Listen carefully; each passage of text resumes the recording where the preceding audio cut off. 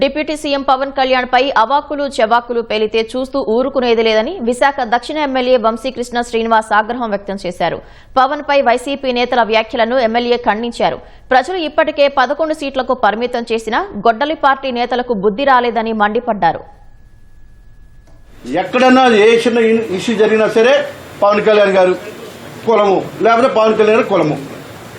మీరు ఇలాగ ఒక కులంతో ఎవరైనా గెలుస్తారండి? ప్రజాస్వామ్యంలో కులానికి విలువ ఉందా? ప్రజాస్వామ్యంలో ఓటుకు మాత్రమే విలువ ఉంది.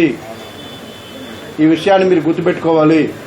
ఈ కులం మీటింగులు పెట్టేవాళ్ళు కానీ, పదే పదే కులం నుంచి మాట్లాడేవాళ్ళు కానీ తెలుసుకోవాల్సింది ఏంటంటే, ఒక కులం ఓటుతో మీరు ఎప్పుడు గెలవలేరు. మీకు కూడా భవిష్యత్తు ఉండదు.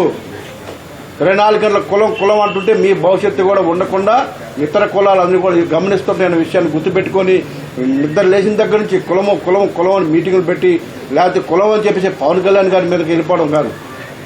మీరు ఎంత చెప్పినా కూడా, లేకపోతే గతంలో మీరు చూస్తూ ఉన్నారు, వ్యక్తిగతంగా విమర్శలు చేసిన నాయకులు కానీ, లేకపోతే టార్గెట్గా మాట్లాడిన నాయకులు కానీ అందరూ చిత్తుగా ఓడిపోయిన విషయాన్ని కూడా గుర్తుపెట్టుకోవాలి.